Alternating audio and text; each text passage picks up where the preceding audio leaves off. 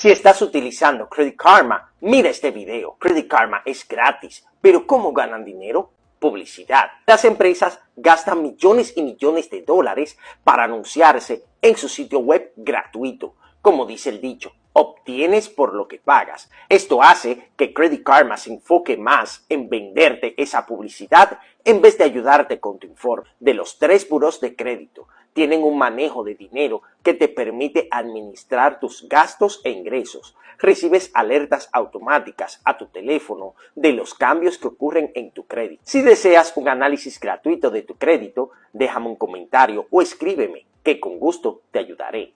Te espero.